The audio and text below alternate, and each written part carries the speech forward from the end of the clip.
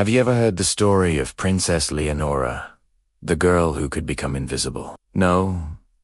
Well, pull up a chair, because this isn't your typical fairy tale. Our story begins in the shimmering kingdom of Ethelgard, a place famous for its crystal rivers and singing birds. But its greatest treasure was Princess Leonora.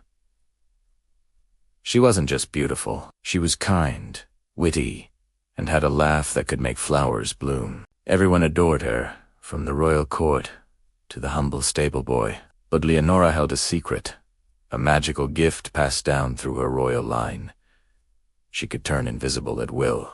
As a child, this power was her greatest toy. She'd sneak an extra cookie from the kitchen, listen in on the gossiping maids, or play hide-and-seek with the palace guards, who could never, ever find. It was harmless fun, a secret game she played with the world. Her father, the king, would often chuckle and say, "My dear Leonora, your greatest strength is a secret weapon. Use it wisely." But as she grew older, the weight of her gift began to change. The palace, once her playground, started to feel like a gilded cage. Every suitor who came to court saw only the princess, the title, the crown she would one day wear. They'd praise her beauty, her grace, her royal lineage. But did anyone see her? De Realer, the girl who loved to read adventure stories until dawn and who secretly learned how to shoe a horse from the blacksmith. Loneliness began to creep in. So, she started using her power differently. She would become invisible and slip out of the castle walls, melting into the bustling crowds of the capital city. There, she wasn't Princess Leonora. She was just a whisper in the wind, a shadow in the alley. She was truly free. In the city, she saw life unfiltered. She saw a baker giving a warm loaf to a hungry child, a musician playing a lute with such passion it brought tears to people's eyes, and a group of friends laughing by the fountain, sharing simple stories. For the first time, she saw genuine connection, untainted by status or expectation. She observed, she learned, and she listened. She heard the people's worries about the harvest, their hopes for their children, and their simple, everyday joys. One day, while invisible in the marketplace, she overheard two royal ministers plotting. They were planning to impose a heavy new tax on the farmers, a tax so burdensome it would ruin them, all to fund a lavish new statue of the king. They spoke of the people not as subjects to be cared for, but as a resource to be squeezed. A cold anger, sharp and clear, pierced through Leonora's heart. Her father, she knew, was a good man, but he was shielded from the truth by these sycophantic advisors. That night, she couldn't sleep. Her secret weapon, as her father called it, was no longer a game. It was a responsibility. She had seen the truth. What would she do with it? Confronting the ministers directly was impossible. Who would believe an unseen voice? Revealing her power would cause chaos and panic. So, she devised a clever plan. She began to use her invisibility not to hide, but to act. The next morning, the lead minister found his meticulously written tax decree replaced with a childish drawing of a sad-faced farmer. The other minister discovered his coffers, filled with ill-gotten gold, had been mysteriously emptied, and the coins distributed in the poor quarter of the city overnight. Whispers started to spread throughout the palace. They called it the palace ghost.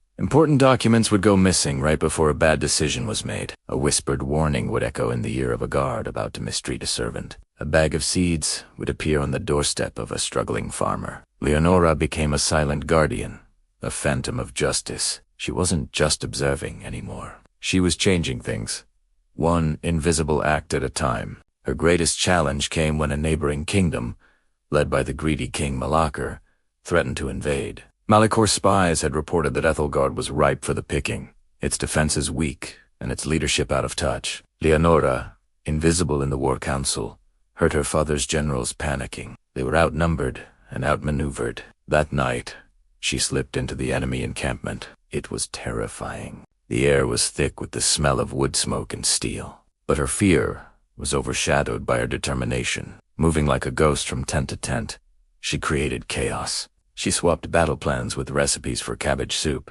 She tied the bootlaces of entire platoons together. She whispered terrifying ghost stories into the ears of sentries, who fled their posts in fear. By morning, King Malakor's army was in complete disarray.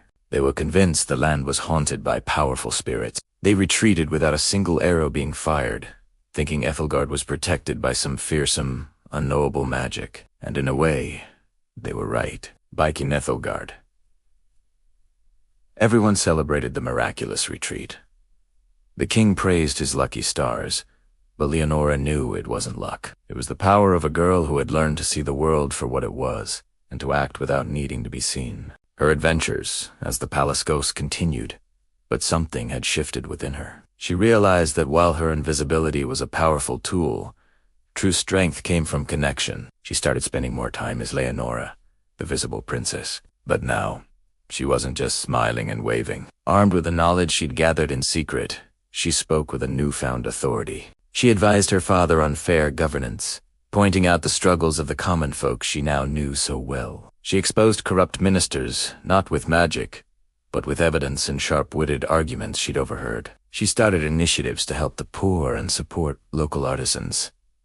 People were amazed. The princess, once a lovely but distant figure, was now a true leader. She was wise, compassionate, and deeply connected to her people. They didn't know about her secret power, but they saw its effects. They saw a princess who truly saw them. Heirs, Pays. Leonora became a beloved queen, ruling with a wisdom and kindness that became legendary. She still used her invisibility from time to time, not to play tricks, but to walk among her people, to listen to their unfiltered truths, and to never forget the world outside the palace walls. The story of Princess Leonora teaches us something beautiful. It tells us that the greatest power isn't about being seen and admired. Sometimes it's about seeing others, understanding them, and acting for their good without any need for applause or recognition. True impact often comes from the quiet, unseen actions we take every single day. The Invisible Princess was at her most powerful, not when she was hiding, but when she used what she learned in the shadows to bring light to the world. Thank you so much for watching. If you enjoyed this story, don't forget to like, subscribe, and hit that notification bell for more tailies that make you think. See you next time.